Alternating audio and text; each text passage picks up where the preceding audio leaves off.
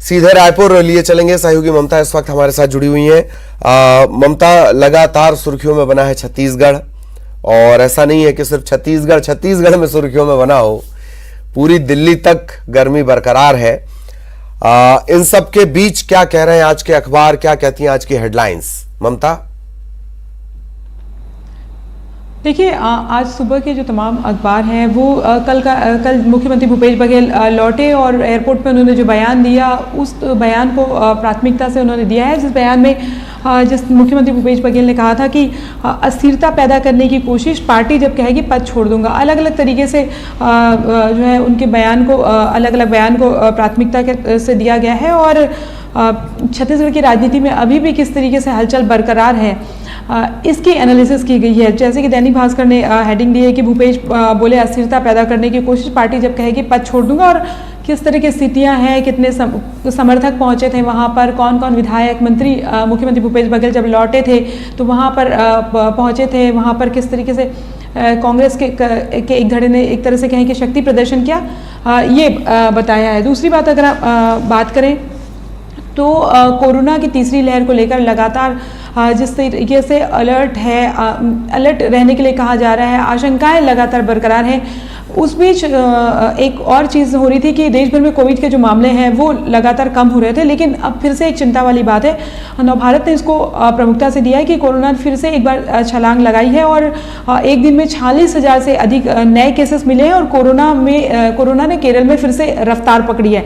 तो ये सबको अलर्ट करने वाली खबर है। जिस तरीके से जो छूट दी गई है, जिस तमाम सब कुछ, बाजार खुल गया, सब कुछ आप कहीं भी आ जा सकते हैं, कोई एक तरह से कहें कि मनाही नहीं है, लेकिन इस बीच जिस तरह का पालन होना चाहिए, सोशल गाइडलाइंस का पालन होना चाहिए, कोरोना को लेकर जितनी गाइडलाइंस उसका पालन होना चाहिए, उसकी लोग धज्जियां उड़ा रहे हैं। और उसका आप परिणाम देख सकते हैं कि ये जो एकदम से मामले बढ़े हैं, और कोविड की दूसरी लहर में हमने देखा था कि सब कुछ ठीक चल रहा था, फिर अचानक से जब मामले आए तो संभलना मुश्किल हो गया। और अभी तो ये भी नहीं पता है कि जो वेरिएंट किस तरीके से होगा। तो ये एक अलार्मिंग खबर है। और तीसरी बात अगर हम बात करें तो पत्रिका ने फ्रंट पेज पे दिया है कि सुप्रीम कोर्ट ने पूछा है, काफ़ी सख्त सुप्रीम कोर्ट है कि सांसद विधायकों के खिलाफ जो केस की चार्जशीट में देरी क्यों हो रही है, ईडी और सीबीआई से कारण पूछे हैं। और वाकई आम लोगों के बीच में एक मैसेज हमेशा जाता है कि मामले ज़रूर दर्ज हो जाए लेकिन कुछ होता नहीं है। तो अभी सुप्रीम कोर्ट ने जिस तरीके से सख्ती से पूछा है, उसके बाद ये अपने आप में ये जो खबर है वो फ्रंट पेज पे है। और दूसरी बात, हरिभूमि की अगर हम बात करें तो 12वीं की परीक्षाएं घर बैठकर दी थी छात्रों ने, और उसके बाद में बार बार सवाल भी इस बात को लेकर उठाए जा रहे थे कि कॉलेजेस में एडमिशन को लेकर क्या होगा। तो पहले ये कहा गया था कि एंट्रेंस एग्जाम होगा, कॉलेज अपने स्तर पर एंट्रेंस एग्जाम लेंगे, लेकिन बाद में मेरिट के जो कटअप है उसके आधार पर एडमिशन्स दिए जा रहे हैं। और कहीं कहीं तो ये भी आया कि 107% तक भी जा रहा है, क्योंकि अदर एक्टिविटीज़ को भी जोड़ा गया है। तो अब ये स्थिति हो गई है कि चूँकि परसेंटेज तो अलग बात है कि जो कटअप लिस्ट है, लेकिन जो छात्र पास हो, थोक के भाव में पास हो गए हैं, फेल होने की तो कोई गुंजाइश नहीं थी, क्योंकि घर से लिख के गए हैं, हालांकि कुछ फेल भी हुए हैं, तो अब बिठाने की जगह नहीं है, तो शिफ्ट में जो है वो क्लासेस लगेंगी। तो ये एक इंटरेस्टिंग खबर है। तो विश्वविद्यालय जो कॉलेजेस हैं वो इस बात पे मंथन कर रहे हैं कि कैसे शिफ्ट लगाई जाए, इतने सारे स्टूडेंट को कैसे संभाला जाए। सबसे ज़्यादा चिंता की खबर ये है कि हम लगातार जिस तरीके से बता रहे हैं, बार बार किसानों की बातें हमने पहुंचाई, हमने बताया कि रायपुर शहर के आसपास भी जो गांव है वहां पर किस तरह की स्थिति है कि ज़मीन में दरारें पड़ गई, बारिश नहीं हो रही है। और मौसम विभाग ने अभी भी कहा है कि अगले 3-4 दिनों तक कोई सिस्टम नज़र नहीं आ रहा है। तो ये कल जल संसाधन विभाग की बैठक भी हुई है, कृषि मंत्री भी उसमें मौजूद थे। 30 से अधिक जो तहसील है उसमें सूखे का साया है, और क्या क्या स्थिति है इसको लेकर नई दुनिया ने काफ़ी अच्छे से बताया है कि 15 जिलों की 30 से ज़्यादा तहसील जो है वहाँ पर सूखे का साया मंडरा रहे हैं। और अब तक अगर हम बात करें तो बारिश का जो औसत है इन तहसील में वो करीबन 54% और 60% ही जो है यहाँ पर बारिश हुई है, बाकी जो है कम है। तो औसत से कम जो बारिश हुई है वो चिंता का विषय है, और सिस्टम अगर ना बने तो काफ़ी दिक्कत है किसानों के लिए। जी बिल्कुल। और लगभग सारी परिस्थितियां या जो बनने वाली परिस्थितियां हैं वो भी सहयोगी ममता विस्तार से बता रही थी। शुक्रिया ममता इस तमाम जानकारी के लिए। और जो भी बड़ी खबरें हैं, बड़े अपडेट्स हैं, वो हम लगातार आपको बता रहे हैं। अगली खबर दिल्ली दौरे से जुड़ी हुई। 2 दिनों के दिल्ली दौरे के बाद सीएम भूपेश बघेल राजधानी रायपुर वापस लौट आए। एयरपोर्ट पर मंत्रियों, विधायकों, कार्यकर्ताओं ने उनका स्वागत किया। एयरपोर्ट पर कार्यकर्ताओं का हुजूम भी उमड़ा और नारे भी लगे। कार्यकर्ताओं ने फूल बरसाकर उनका स्वागत किया। उन्होंने कहा कि दिल्ली में राहुल गांधी, प्रदेश प्रभारी पीएल पूनिया और राष्ट्रीय महासचिव केसी वेणुगोपाल से मुलाकात हुई। राज्य के विकास और राजनीतिक स्थिति पर विस्तार से चर्चा हुई, योजनाओं पर बात हुई। उन्होंने ये भी कहा कि 2.5 साल के मुख्यमंत्री की बात को सरकार के खिलाफ एक साजिश उन्होंने बताया। मुख्यमंत्री आला कमान ने बनाया है। सोनिया गांधी और राहुल गांधी जिस दिन कहेंगे उसी दिन वो पद छोड़ देंगे।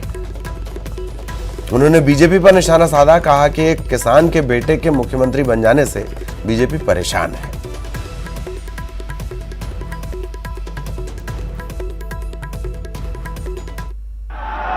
कल राहुल जी से, वेणुगोपाल जी से, पूनिया जी से मुलाकात हुई।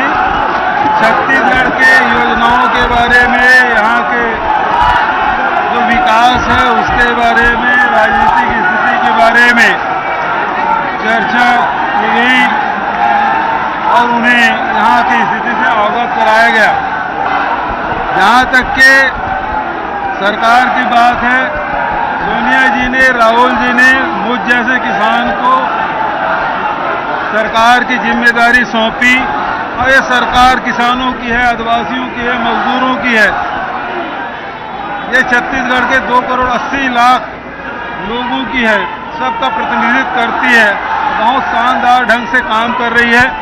मुझे इस बात की खुशी है कि मुझे सोनिया जी और राहुल जी ने ये जिम्मेदारी दी और मैंने पहले भी कहा था, उनका जब तक के आदेश है तब तक के मैं इस पद पे हूँ, जब वो कहेंगे इस पद का त्याग कर दूंगा। इसमें किसी को कोई संशय नहीं होना चाहिए। ये जो 2.5 साल के राग अलाप रहे ना, वो राजनीति अस्थिरता लाने की कोशिश कर रहे हैं, लेकिन वो कभी सफल नहीं होंगे। और इस मामले में कल पूनिया जी बहुत स्पष्ट कह चुके हैं। भारतीय जनता पार्टी 2003 से लेके 18 तक लगातार पर भरोसा 3 भरोसा के पास सरकार रही है। पहली बार भारतीय जनता पार्टी अपनी छत्तीसगढ़ में अपनी असलियत की जानकारी हुई और आज वो 15 साल में 14 सीट में सिमट गए हैं। उधर दिल्ली में स्वास्थ्य मंत्री टीएस सिंहदेव ने भी कांग्रेस महासचिव केसी वेणुगोपाल से मुलाकात की। दोनों के बीच करीब 25 मिनट तक चर्चा हुई। संगठन और विकास को लेकर चर्चा हुई।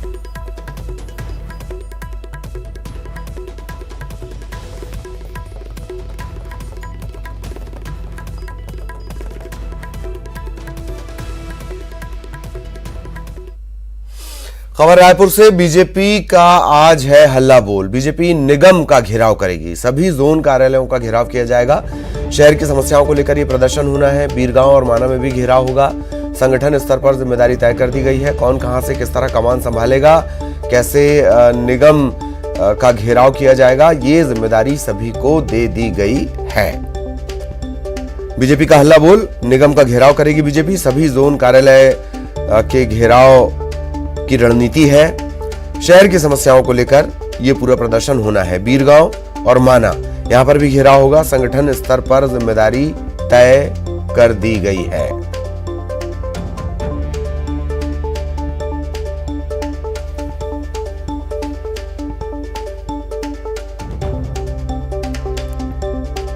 तो बीजेपी आज निगम का घेराव करने जा रही है। सभी जोन कार्यालय का घेराव किया जाएगा। शहर की समस्याओं को लेकर ये पूरा प्रदर्शन होना है।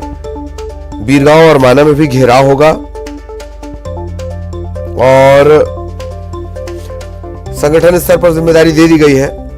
तो लगातार आक्रामक और सक्रिय दिखने की कोशिश बीजेपी कर रही है। आज फिर प्रदर्शन होना है।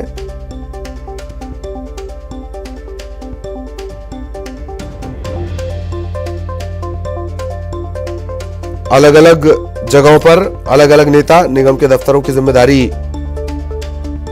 देखेंगे।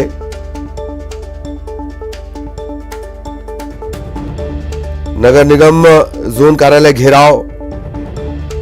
बीरगांव की जिम्मेदारी खूबचंद पारक, अंबिका यदू, अकबर अली इन्हें दी गई है। जोन वाइज ये बांटा गया है। तकरीबन 11 बजे से असफल नगरीय निकाय सरकार के विरोध में भाजपा के वरिष्ठ नेताओं के नेतृत्व में जोन कार्यालय का घेराव किया जाना है। कमिश्नर के नाम, जोन कमिश्नर के नाम इसमें घेराव किया जाएगा, ज्ञापन सौंपा जाएगा। शहर की जो समस्याएं हैं उसे लेकर यह पूरा प्रदर्शन होना है और बड़े नेताओं को इसकी जिम्मेदारी दी गई है। छत्तीसगढ़ राज्य अनुसूचित जनजाति आयोग के अध्यक्ष भानु प्रताप सिंह और छत्तीसगढ़ राज्य कृषक कल्याण परिषद के अध्यक्ष सुरेंद्र शर्मा को सरकार ने कैबिनेट मंत्री का दर्जा दिया है। इसके लिए सरकार ने आदेश जारी कर दिए हैं। सरकार के नए आदेश के बाद अब भानु प्रताप सिंह और सुरेंद्र शर्मा को मंत्रियों जैसी सुविधाएं और प्रोटोकॉल का लाभ मिलेगा।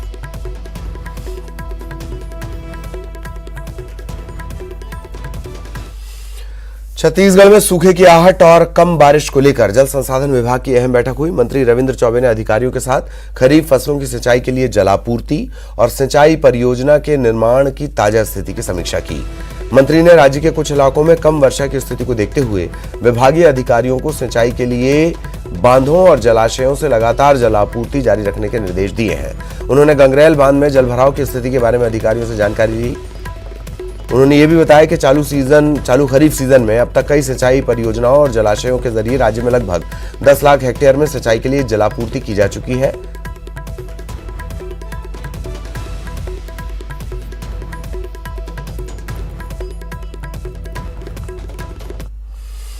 कोरबा में प्रदूषण फैलाने वाले 4 उद्योगों को पर्यावरण विभाग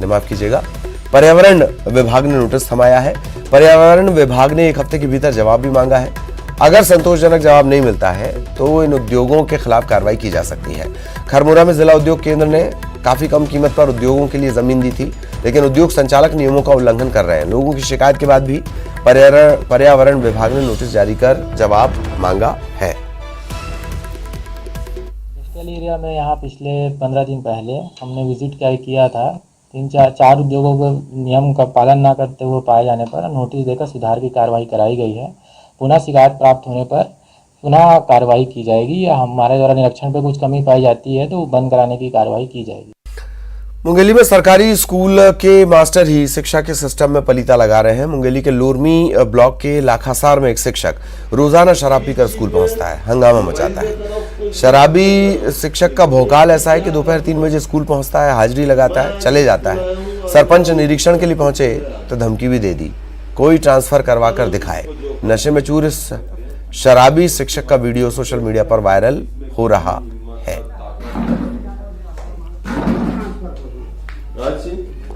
अरे किसी अपनी तय का अगर दूध पिया होगा तो मेरा ट्रांसफर लाखासार से करवा के दिखाए। मैं अपने बाप मानता हूँ आपको।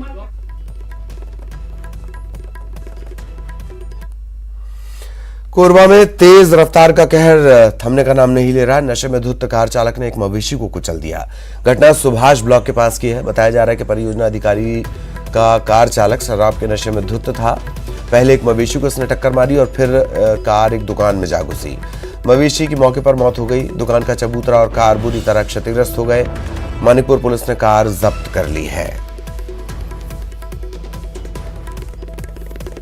जानकारी मिली कि किसी परियोजना अधिकारी का कोई ड्राइवर है गाड़ी का, वो बहुत लापरवाही पूर्वक और नशे में हालत में था और उसने एक बैल को मारा और बैल का स्पॉट डेथ हो गई और उसके बाद वो गाड़ी उससे कंट्रोल नहीं हुई तो घर में घुस गई। यहाँ पर गाड़ी बिल्कुल बहुत रफ्तार में थी। यहाँ पर चक्के का निशान भी दिख रहा है और ये शायद अगर ये दिन में होते तो एक आध आदमी और भी खत्म हो सकता था।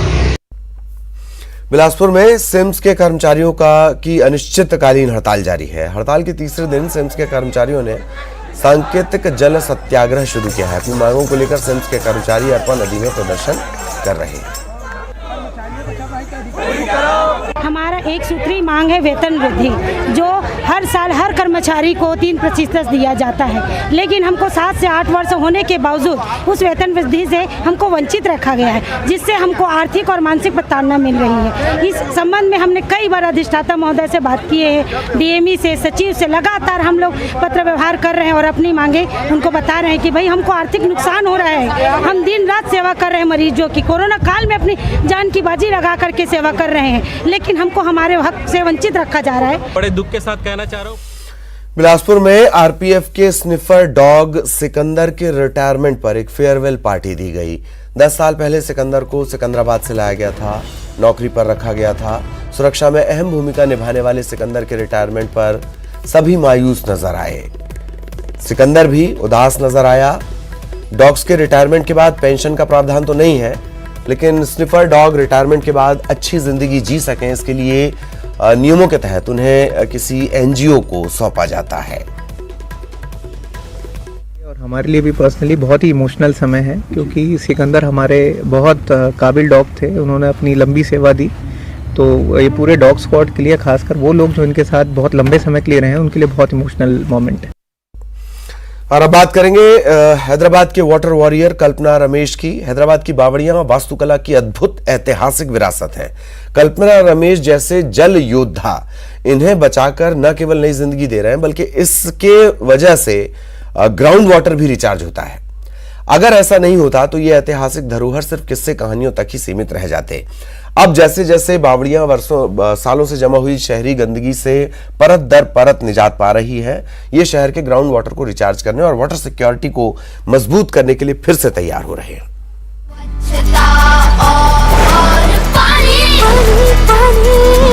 हमको बचानी है ये जिंदगानी।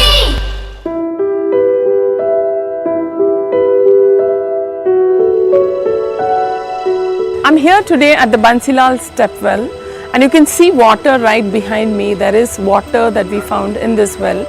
Earlier was a huge garbage dump. Cities were built around traditional water systems to give water to communities. It provided water to communities. It provided a socio-cultural space for people that lived around the wells. Today we've lost this language. If we can restore these stepwells and bring back water like these, the groundwater here can improve and the communities around can enjoy this groundwater for a long time and make it sustainable for themselves.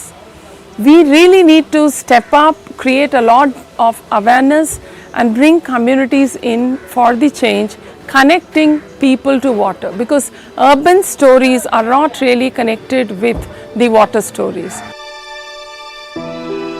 While doing well restorations, I realized that these are great collection points for rainwater. And when I saw the success story of 2-3 wells we restored, I started taking it on me to restore the heritage stepwells in our city. We have been very dependent on the pipe supply, the tankers, and on bore wells. So I wish to bring back the context. We need to reconnect people to the well. It's not just water and improving groundwater, but it is also showcasing respect to water. स्वच्छता और पानी, हमको बचानी है ये जिंदगानी। और इस बुलेटिन में इतना ही। आखिर में सुर्खियां।